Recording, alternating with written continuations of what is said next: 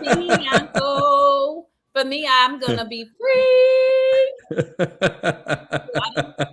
I see coming on. Oh, you know why? Because I can hear it in. Oh, this is gonna be interesting. What's happening? We're live. I've never heard that happen before. I can hear us. I'm gonna mute this. There we go. Okay. No, it's just I can hear it showing up on Instagram because it wasn't muted. Oh, you got the feedback. Well, there you go. That's an expected way to start.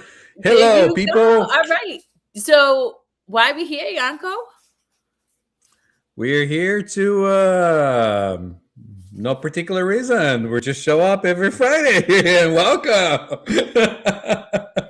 I am your host, Yanko, and this is my wonderful co-host, Kerri Lewis. And we're here to There talk you about go. anything, everything, and anything in between. Occasionally we sing. Occasionally I say really off-color jokes, and all of it is just a good time. So I'm super excited to be here for episode 107. And for any of the listening audience, we love engagement. So please feel free to share with us your thoughts, your comments, any questions. We're happy to answer whatever comes up for you and go from there from our perspective. Because one thing Yanko and I are really big about is we've had individual experiences to get us to understand truth, right? But that may not be the truth for you, and that's completely okay. Our job is just, for me anyway, to give you a different perspective, to give yourself permission to open up your mind and experience something new, if you so choose. And if you don't, that's cool too. Yeah, that's right. And maybe to give you a little bit of like out of the box thinking, or kind of like, oh, I never thought of it that way, kind of scenario. So Well, I there see you go. Vivid Thought-provoking conversations. Oblivion is watching from Instagram, and that is Nifa. And I am dying to get her to be on our show because she has a very unique perspectives on truth and experiencing this human play that we are in as well. So I look forward to being able to add her whenever she feels called to join us. And if not, that's cool too. Anywho, Yanko, I'm curious. Oh, we're being told to visit Uganda. Listen, that's on my bucket list, so I'm with it. I will definitely. I have a very good friend, Senyu, whose father, I believe, is a chief in one of the tribes in Uganda, and I'm very much looking forward to immerse myself into her community because that is just going to be all love. But anyway, Yanko, you got anything pressing you want to share with the listening audience? Not really. More and more with every day, I just kind of go with the flow. Whatever comes up, I just kind of enjoy it or not enjoy it. And that's how it is. I don't have anything particular or anything that I thought ahead of time. Sometimes I do, but today it's not one of those days. Well, something has been So, on my heart all week because it's been very prevalent in the conversations I have with individuals throughout the week is this idea of abandoning ourselves for what's familiar.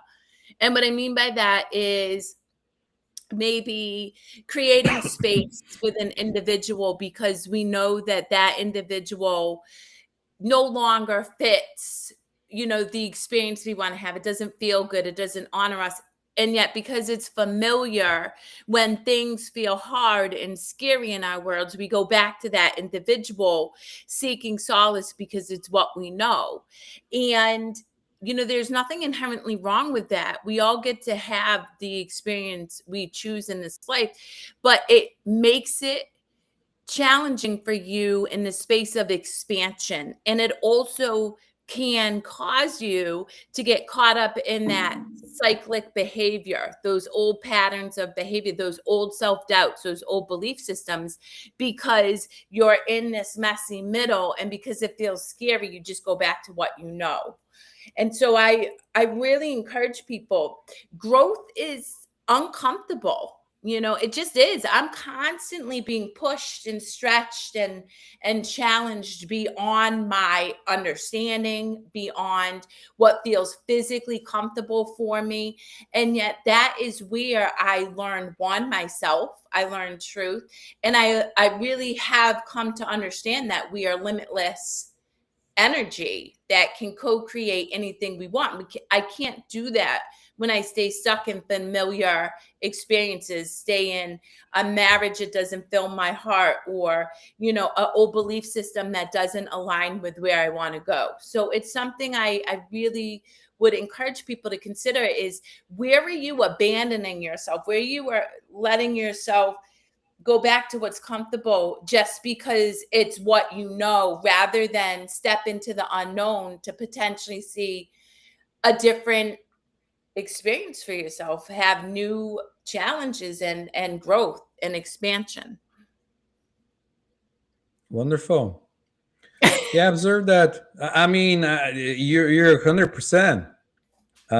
I see that too. In one point of my life, I was in that space, and now it's more of a realization that everything is different every day for me, every second, every minute. Everything changes, and it's the mind that likes to play old stories and narratives and other things like that. It's almost like I'm going back in time and I'm bringing it to the present. So usually when I catch myself, I just go like, "Oh, that's old. That's and I'm not even entertaining those stories anymore." So yeah, but you 100%. But That also, that's yeah. I Go would ahead. add, expansion it can feel unknown and unfamiliar, but there's also, I guess, the best expression I can give to the listening audience is, when you do something hard, but the minute you do it because it feels like the right thing to do, it's a weight off your shoulder. It's like peace, like this Mm. instantaneous freedom, having a tough conversation, leaving a job that doesn't serve you, whatever the case is. That's the experience that you can come to feel, even if it's unfamiliar, when you give yourself that permission. But when you keep going back to what is familiar for the sake of comfort, it's contraction. You feel denser in energy. It sits in your body. Your body responds to that equally. And so if what we're saying feels very unfamiliar, or you don't necessarily relate to it, ask yourself how your body responds, to whatever it is, whatever situation you're choosing for yourself, because it will tell you. Even if your mind is saying it's scary, your body will let you know, yep, this is unfamiliar, but keep going. It's worth it. It will work out for you. It's peaceful.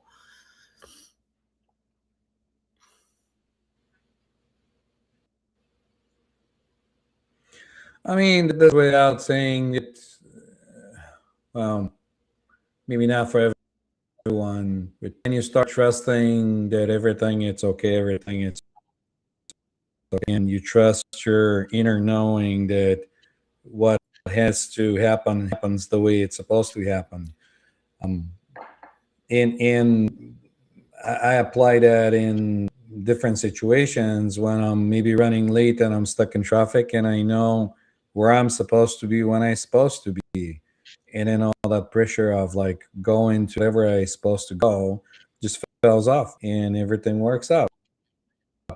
Person it's also stuck in traffic and we kind of sync in time. So no stress or anything. I know that's not like the example you're looking for, because you're talking about more dramatic, I guess, ways how things unfold for people. But this is what I come up with. Well, not necessarily. Anything can feel unfamiliar, like learning to write with my left hand. Or you and I off camera were talking about me learning how to use mixing equipment and you learning a new video Right, device, right? It's unfamiliar. right. And yet so often when it feels hard, I see people go back to what they know rather than give themselves permission to be in that messy middle, that uncomfortable, unsettled learning experience, you know? The other Yeah. thing that you brought up that I want to touch upon is you and I, our consciousness level, we understand that everything really is unfolding in divine perfection. Like, I know that. So when I watch my daughter go through something, I know that. However, her understanding and mine are very different. And so if I'm just like, well, everything's going to work out great, babe, for you while she's in the middle of a crisis, that can feel really like I'm not honoring her experience. And the reason I bring that up is because I was talking to an individual yesterday who had that same approach with their significant other, and it created a lot of dissonance. And so we're better off just holding space and not saying anything at all That's because, exactly what I was gonna say. Yeah, yeah, yeah.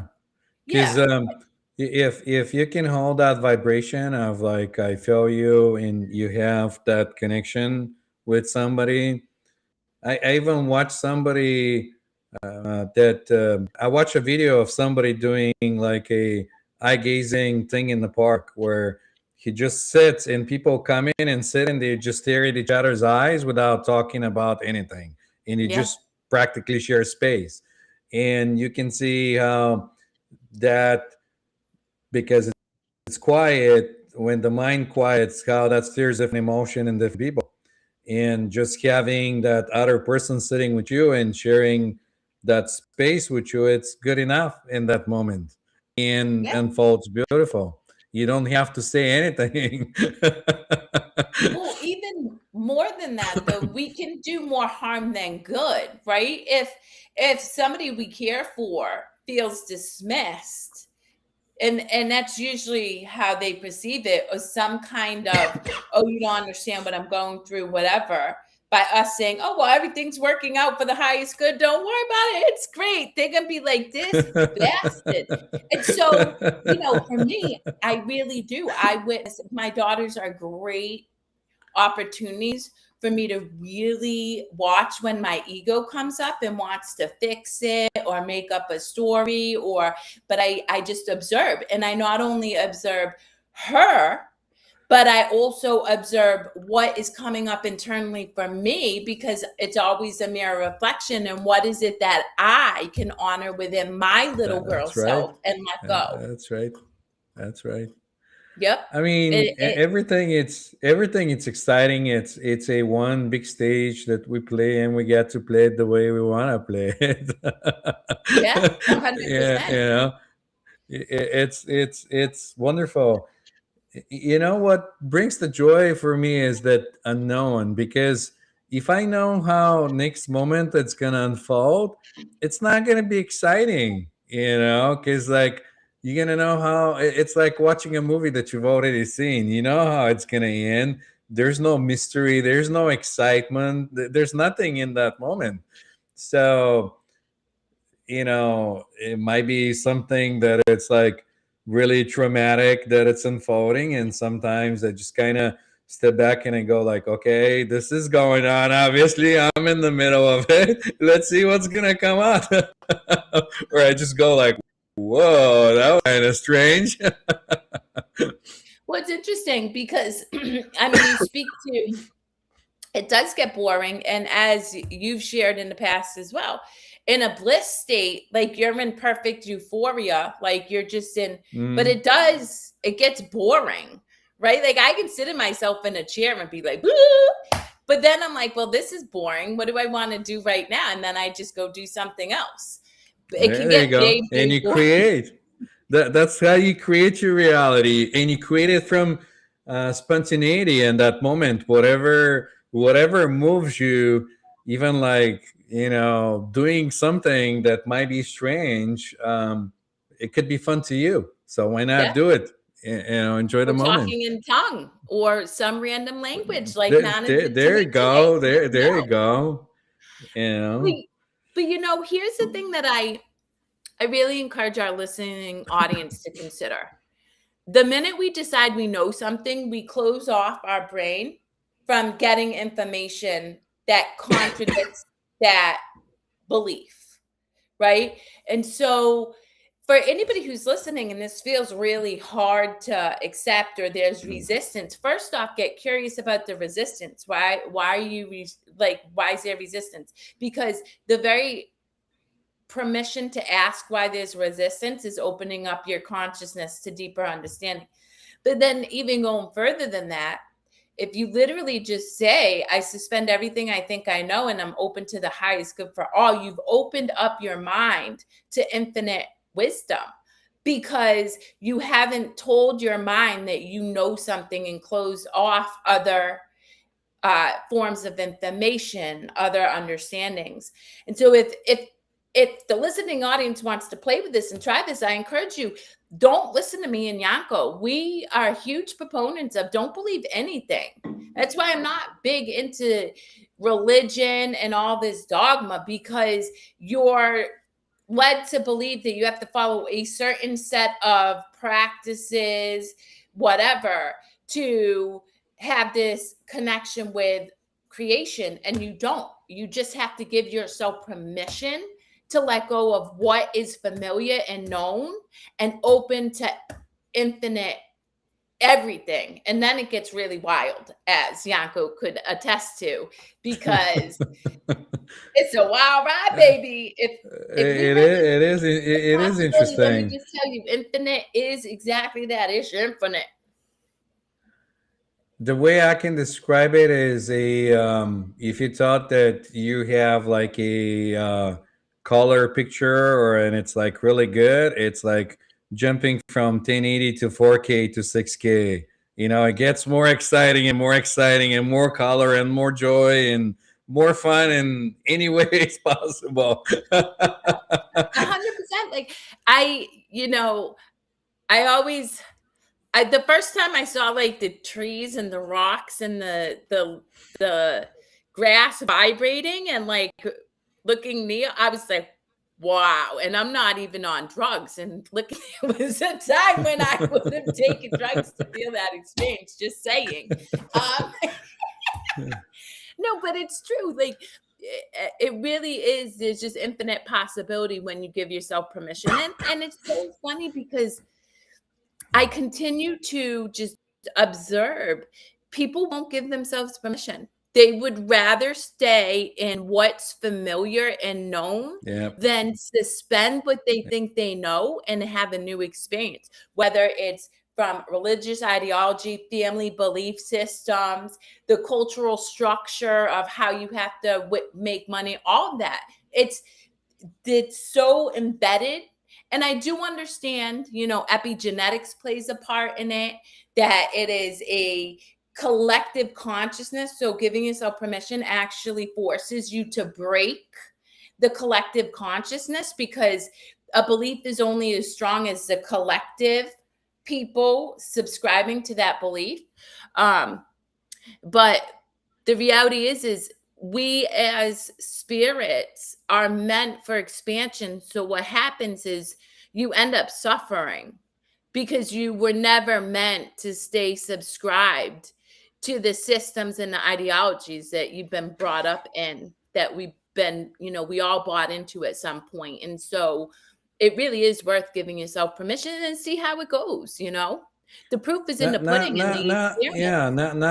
Not that it's bad. I think you have to experience both ends of the thing to be able to discern and have that discernment and to take the experience out of it. So if you don't learn a language or if you don't get programmed, then you're not gonna have um, you know, the fun to see the one side and the other side. So I think ultimately everything plays a part in its and this is why I'm starting to understand when people say everything is perfect the way it is, because everything is necessary for the one thing to exist. The 100%. opposite and the duality has to exist as well. And then people say, well, there is so many things happening through the world, and this is horrible, and this and that, and you're telling me everything is perfect. Like, are you nuts? Like, how this could be a perfect thing? But just how the duality is set up, Well, to give you moreover, that. let's talk about suffering. is a prelude to deeper levels of consciousness. And so that's why Right. exactly where you stand, I think of Khalil Gibran's quote, just as he crowns you with love, so does he crucify you. And that is just a prolifically prominent quote because it's real.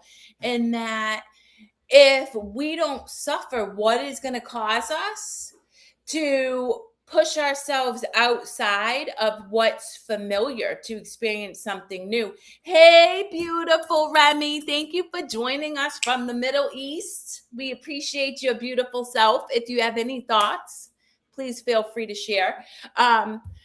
Right. So, yes, in that respect. And also, I mean, and this is particularly hard for a lot of people that I do life with to understand is, we're watching the collective consciousness kind of like fold up around the unconscious.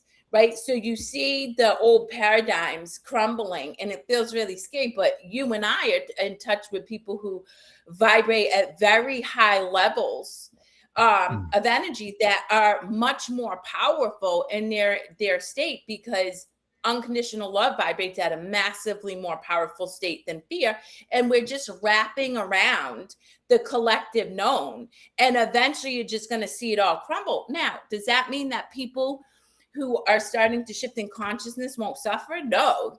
Like, because you have to have your journey into that expansiveness, but there'll be enough people who have already done it to be able to be like, it's a ride, it's gonna feel like hell, but keep moving forward, keep giving yourself permission, because you'll experience the very things you and I share with everybody every week about limitlessness, about manifesting whatever the fuck you want anytime you want. And that goes back to that everything happens in the consciousness, like Yep. your dreams and everything. It's malleable and changes, even so it looks like it's this or that or this other thing. uh, And look, for the listening audience, the reality is I'm constantly working on old beliefs. There are embedded beliefs that are pervasive within my ancestors that still create resistance in my own human experience. And instead of judging them or being like, oh, I'm not manifesting this or this, I keep getting curious. I keep letting go. And there's a beautiful book by Dr. David R. Hawkins called Letting Go, A Pathway to Surrender. And so it's just a continued practice. It's gradual. You open up into those experiences. And then sometimes it feels like contraction. So you open up and then you contract, and then you open up further and you contract. So it's not one straight line. And that's why, the symbol for infinity, I mean, enlightenment is like a wiggle, wiggle, ziggle, wiggle, wiggle, because there's no set of stairs that you take that's just a direct path. It's all over the yeah. place. So give yourself you have grace. you have the ups and downs and everything happens. And again, that goes back to the duality of the world. Why do we have equal parts of day and night? And the one Day and goes night, with the other. I toss Yeah. and turn, I can't sleep at night. Okay, shout out. There That's you not go. my song. That is Kid Cudi. Just the FYI. uh, I gotta break up the conversation for anybody who's like, whoa, this is like a lot. no, that's just how my reality is. And there's still people that think they can talk about whatever it's in their mind with everybody, because they still have like a program that runs says, oh, the people will think I'm crazy or something. Be like, why do I care? Well, I create the reality. I want to challenge you a little bit there, Yanko, because even some of my family members, if I talk to them about Kundalini or whatever, their energy zips up so fast, they're like, I don't want to fucking hear it. And if I just push that on them, that's not fair. They don't want to hear it. I have to respect that. And it takes me a practice, because sometimes I want to share with loved ones, right? I do. That's a real thing. But Yeah. here's the thing, and this is why who you surround yourself with is fucking important, Yes, Because if you 100%. share with people who have resistance to it, then it could make you start to question your own, the work you're doing, the growth you're experiencing, the insights you're having. And so it could go into like contraction. But instead, if you surround yourself with people who are more open-minded and more, you know, uh interested in that, well, then you don't make up that story that you are like there's something wrong with you. And I'm going to tell you right now, hands down, that is one of the many reasons Nana is my person. Because like 3 or 4 months into our relationship, I looked at him and I was like, so here's the deal. I'm going to leave my ex-husband with all our assets. I'm going to leave corporate America and start my own business. And I'm going to be a very, very wealthy multimillionaire. And the man looked at me. He's like, oh, that's super cool. Let's go eat something. Never dismissed me, never made me feel like I was crazy. And so that's the people I surround myself with, is people who are like, I don't know, but I don't not know either. And so I'm not going to give you Right, like this resistance. right. Listen, people might not I like am it, um, but if I feel like I need to share, I'll share. If I feel like I need to stay in peace or in quiet, I'll be quiet. You know, a lot of times, I'll let you chat and share whatever you feel like. But I'm not gonna not say something on the idea that somebody will think that I'm crazy or not crazy or anything, because I don't Yeah, know. you're I, self-confident, Yanko. And there are a lot of people whose identity and self-worth is wrapped up in the people's opinion of them. And so again, I agree with you. But it took me a long time to stand in my truth and not feel impacted by the belief of my family members or whatever. It took me a long time. And so for anybody out there who's watching this and might be like, oh, it really is okay to not share these things. And in fact, I encourage you strongly not to, if you don't believe that you have a safe space where you are just honored, until you learn yourself enough that you get to the point where you, hello from Wisconsin. Okay, I see you. I love Thomas. He's a brilliant person too. But going back to what I was saying, like, don't, I encourage you, protect yourself in your journey. And that's why energy is shared. So for example, I could tell Yanko something and he might be like, that's great, Kerri. But I feel his energy, and in his energy, he's like, yeah, right. That's never going to happen. Well, the problem with that is we share energy. And so I will inevitably feel his belief of energy. And so this is right. where, again, who you surround yourself with is critical in terms of expansion and learning deeper levels of consciousness, because the average person right now operates from just habituated conditions, responses, and behaviors, and they will energetically share their consciousness with you when you're working to expand out of that experience. I mean, the one that's gonna mix with the other, it's like mixing hot and cold water. You know, one of the energies, it's gonna overtake the other energy, and maybe the one person will leave the room or come back, or maybe you'll feel like you need to leave the room and come back, and it's how it is with the duality of things in here, which is fine. Um, but yeah. You're hilarious. I love you so much. Yes, it's fine. And yet, Thank you. I mean, it is fine. If you think of it in the great scheme of things, we like to put all kinds of ideas in our heads and play out different scenarios, how this thing goes, and it could get like really horrible, and you can amp up yourself and even wind yourself and be like, oh, if this happens and this next thing can happen and this other thing can happen, and then you're like, already not even here. You're already someplace else. Well, I mean, that So goes back to presence. And this is why you and I both speak to, I mean, the practice of breath work, I mean, will bring you back to presence. The practice of feeling into everything that you are, feeling your skin, right?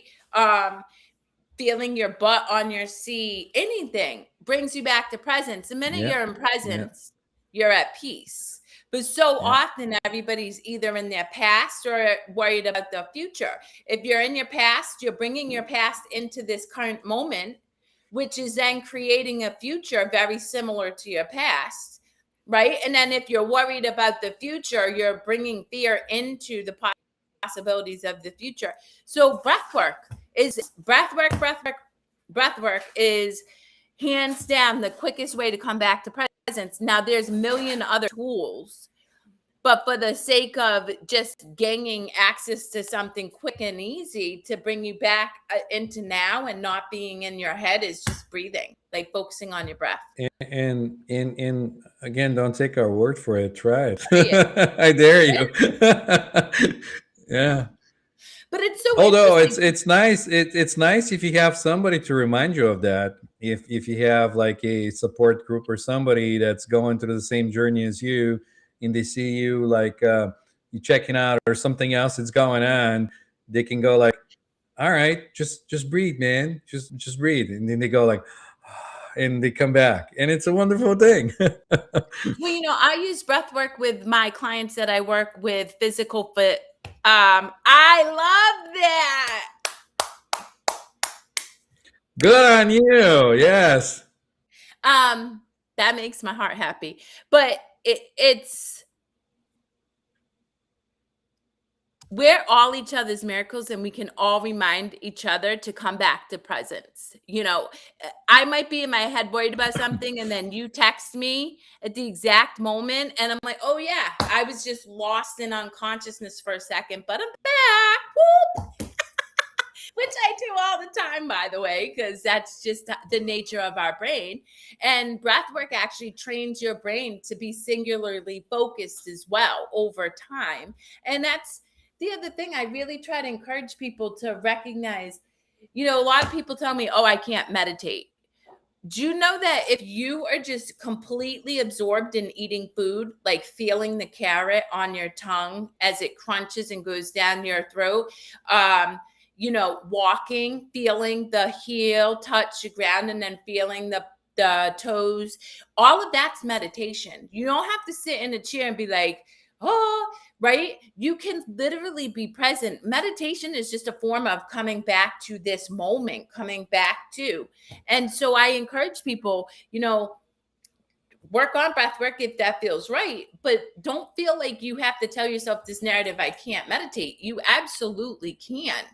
And it only has to be 5 seconds and then 10 seconds because, Rome wasn't built in a day. And what I mean by that is just have that moment of peace. And that moment will expand into 2 moments and 3 moments and so on and so forth. Yeah, that's a good point. Let's talk about that with the concentration because we let our minds wander all the time and nobody talked to us about it.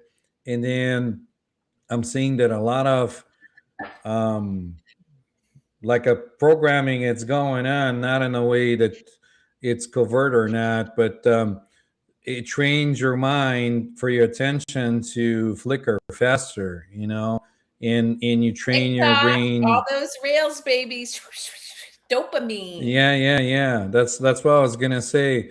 You keep looking for that next exciting thing, next exciting thing, next exciting thing, and then you can concentrate in a one thought, and then that only not only affects you presence, but also affects you in every facet of life. Because if you start, for example, to go do shopping or something else, and your mind wanders, then halfway through the list or the way you're going, you're gonna forget what you're going to shop for because you don't have that attention span. You don't, and even with technology, we used to be able to remember phone numbers, other things like that, and now everything is in your, cell phone. You don't need to remember things, and you train your focused attention to, you're not training it, you're just like allowing it to go many different ways. Well, And interestingly so, enough, go ahead. yeah, go ahead. Well, it also takes away your ability to be creative, and we are part of creation, and so we're meant to create. And what I mean by that, and I forget who, but somebody shared this and it makes sense, that more and more evidence is saying that people such as Einstein and Tesla are ceasing to exist because Einstein would just sit in his room in silence and just chill, right? There wasn't information overload. And so he had that ability to just be still. And in that, you do tap into the vast field of consciousness, guys, right? And you have the ability to create endlessly. But because we've trained our brains to clickbait, all the time, people don't get to experience that connection to be creative. That's why when I work with clients, when I work with people and they're problem solving on whatever project they're working on or whatever, I always encourage them, walk away and go play, because you are more likely to be able to create something that, one, is lasting because it's high vibrating, so it's going to be a lasting solution. But two, right, it comes from, it's called aha moments. It's like that instantaneous. You can't do that grinding out on a computer or grinding out on a problem. And so what most people do is they grind. They become so tight, condensed, contracted, that then they open their phone and they start scrolling social media because they want clickbait. They want something to numb out that feeling of contraction, so Right. that they can somehow feel better to go back to the problem at hand. And I say, no, go. And, of course, I catch a lot of people struggle with that because it breaks this idea of the corporate 9 to 5. But who cares? If you're producing high quality products, nobody's going to care. And Nana is a perfect example of that, because Nana executes at a very high level in his career, and he plays regularly throughout the day, not just once on the weekend, but throughout the day. He sends me goofy stuff. I know he connects with all his cosplay people. It gives him the ability to bring that lighthearted, not serious energy to what he's working with in his career. Yeah, 100%. I mean, consciousness goes where attention goes. So if your attention is scattered, then you're scattered. You're all over the place. There's nothing going on. And even to add to it, you have a given amount of energy through the day that also gets scattered through nonsense that you eventually run an empty tank. And if you're not mindful of like where you put your energy, you might empty your tank right at noon and you have nothing, run on fumes till the end of the day. Yeah, and then what happens? You have less of the ability to be aware of your thoughts, like aware of where your mind is going. You're much more reactive because now you're just reacting because you don't have the capacity to regulate yourself real time, real moment. And so again, that's why I really encourage people, don't take Yanko's or my word as a law. Put it into practice, because the proof is in the pudding, literally. But this is the other thing, to your point about, clickbait, our minds go. People, quick fix. And to train your mind to work for you, it takes work. It takes discipline, which is called Yeah. devotion to self in my mind. Devotion to self. I Yeah. wake up every day and my non-negotiables are connecting with spirit, reading scriptures, working out every day, because I know that in doing that, I'm setting myself up to create a space for my brain to be focused on what it is I desire to create rather than just be sloppy and have whatever experience comes into my field of awareness. Yeah. Well, that's why you gotta take care of the Trinity, mind, body, spirit. You know, you have to allow it. You have to find the balance to give the body enough attention to sustain you through this, so that it's healthy, has nutritions and food. Then also lift the spirit with some And creative expression, singing or something, singing, coloring or talking yes, to an amazing mixing friend. music, whatever, live streaming.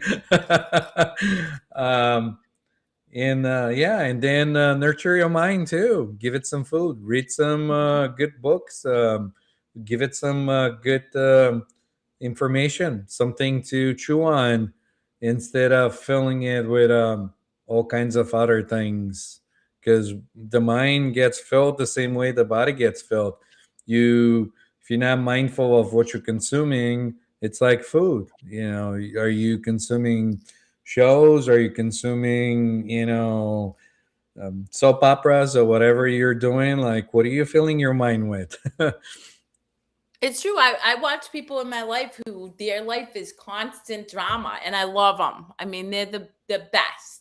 But then I listen to what they're watching, and I'm like, oh my God. And guys, here's the thing: your brain is a supercomputer. It's like it's completely empty right off the factory conveyor belt, right? When you're born, and then it starts getting programmed. And then you make up these beliefs based on experiences, not true beliefs, just beliefs based on whatever came up for you. And now you are a byproduct of all of those experiences up into this point. To Yanko's point, it's not good or bad. However, if you are experiencing a life that feels unfulfilling, that you struggle with depression, anxiety, lack of connection, lack of community, whatever, then it is your responsibility, and you are truly the only person who can pull yourself out of that. But it does take work, and it's why I'm a coach, not a therapist, because I check in with people. Hey, are you following through on the commitment you made to yourself? Because the other part of this, guys, is it takes training. You don't have to do it all in one sweep. Do a tiny thing. And what that does is it builds this little part in your brain, the mid-cingulate cortex, which is responsible for willpower and resilience. And it's just weak. It's like a bicep muscle. It's no biggie. Nobody taught you how to train it. So cool. You get sloppy on your commitments to yourself. It doesn't make you bad, doesn't make you good. It's just that's how our brain works. But then you have a responsibility with that information, if you want to have a new experience, to do something differently and do the work to achieve the result that you're looking for. That's right. Yeah. I mean, ultimately, there's no other way, because we're in the duality. If you feel like you contracting, you're gonna get to an amazing expansion. That's gonna feel like whoa. um, Wait, what do you mean by that? I mean, we're always swing one way or the other. We swing to the extreme, and then on one point or another, we're gonna swing back and experience the other side. So if you're contracting at one point or another, something's gonna change and flip inside you, and you're gonna go the other direction, and that'll feel like whoa. Well, I mean, think about it. If that's what I encourage people to consider, right? Like, if you're unhappy and you know that we're meant for expansion, if you know nothing but that, right? And even if this feels woo-woo, look at the universe. Science is proving it's continuously expanding, right? And we're part of nature. So inherently, science speaks the truth about we're meant for expansion. If you resist that pull to expand, what will inevitably happen is the universe will intervene. You'll be diagnosed with an illness. You'll be in a car crash. You'll be laid off your job. Whatever the case is, to get you to shake and more often than not, I see people use those gifts, right, as a reason to feel victimized in life. And I strongly encourage you to look at it for what it is. And it's a gift, it's an opportunity to really examine the choices you're making and consider making different ones.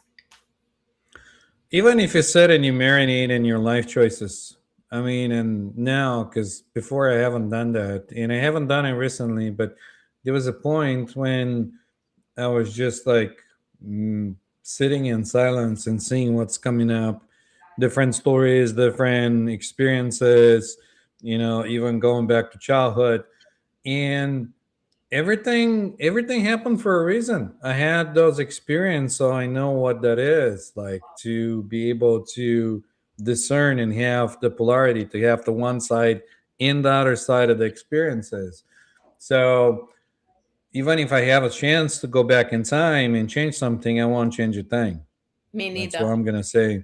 Nana asked It's me a just couple like weeks ago on our show, if you could go back and tell your little self anything, what would it be? And I said, a big fat nothing, nothing, honey, because I absolutely love who I am. Like, seriously, I'm my favorite person.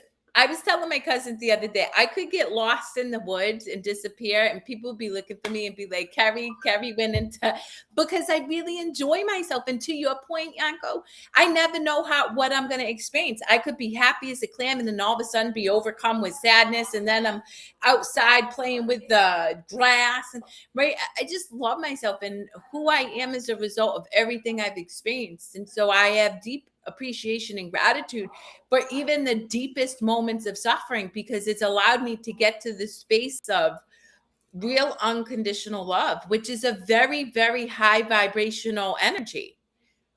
yeah. I won't even care. That's what I was thinking. I won't even care if I get lost in the woods and nobody comes looking for me. Yesterday, I was laying down and there's ants crawling over me. I got bit by one and stuff, and I'm like, this is cool. And then a bumblebee came and said hi to me. He's just like hovering over me, and I'm like, I love you so much. Thank you. You don't know what you don't know. Like, you love to say that. Sometimes I go on experiences. Something happens. I have a plan for the day, and that's why I like to say that the map is not the territory. And then I'll get a phone call. Something's gonna happen. It's gonna shift the whole plan. Everything's gonna go off plan. But then after everything finish, and the end of the day, when I look it up, I see that it went directly how it's supposed to happen. Not Yep. not with my plan, but it unfolded beautifully. So, in you don't know what you don't know. Well, that's right. It's interesting because, there is a degree of training that I do with regards to people I work with and stuff.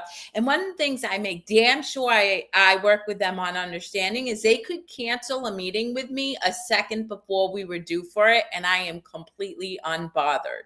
And it's true because it's perfect. It's whatever. Like, who knows what I'm going to end up doing, because they gave me the gift of that experience. And then I can give them a gift at another time. And in doing that, I also hope to impart that practice for them, because flow is a real thing. And, the greatest teacher is a river. When it goes and it's just flowing, it's cool in it. But when we start creating dams and we keep trying to force it to do something different, it eventually goes over and makes a whole hot mess. And that's what we do in our everyday life when we resist the things that come up for us, when we're stuck in traffic because of a car accident and stuff. We have this anxious energy and it's just building and then building and then building, and something else. Your coffee was made wrong at Dunkin' Donuts, and then you go into work and your boss calls you in, and all of a sudden instead of just being like, okay, I'm gonna jam out to this song. I'm gonna go get a coffee from another shop. I'm gonna roll in, and it's all good. It's all gravy, baby. Again, you don't know what you don't know. Like, I don't have to tell you how many times I'll be going somewhere and I forget to grab my coffee, and I'd be like, damn, I'm not gonna have a coffee when I get to the destination. They'll have the coffee, donuts, something for me. I'll be like, okay, I have it. And then I have to get out of my way to get it. It's there. 100%. It's the other day, no bullshit. Literally halfway through the day, I'm like, man, I could really go for this pizza that I'm obsessed with. Totally, like, not good for me, but I don't care. It's good. It's good because it makes my heart happy. Anyway, later on, my Not brother-in-law good goes for to me. me. He's like, pizza, and Not I'm good for like, me, but good for me. Yeah. I'm like, oh, hell yeah. And then later on, my twin sister goes, after we go for a hike, I need to go grab food. And I was like, pizza? I Yes. never had. I'm like, and that's the thing is when you go with the flow, it will all work out as it's meant to, But again, it's a practice. And I really want to reinstate, guys, or reemphasize. I struggled with severe depression and anxiety and addiction for decades, 30 plus years. Okay. So I really understand where this can feel obscure or very hard to believe, and that's okay, because even in the Bible it says plant seeds, right? What you sow you shall reap. Like, you don't have to believe it. It's still information that you're holding space for receiving because you're watching this show. And just give yourself permission to suspend what you think and let it unfold instead of judging it right or wrong, good or bad. Just say, you know what, I don't know, and I'm open to a new experience. And then you're literally giving your mind this powerful tool, permission to give you entirely new experiences that can be indescribable and unknown until you have that experience for yourself. Yeah. Well, I think that's it. I got nothing more. I got nothing more to share with the audience. So here Well, we you do. go. You have Sing your a beautiful tune voice with with the Paul, song. letting you know it's time to go. But next week, episode 108. And until then, I hope you're great. And if it feels hard, just know that me and Yanko care. We hope you open up your heart space and you'll always be there.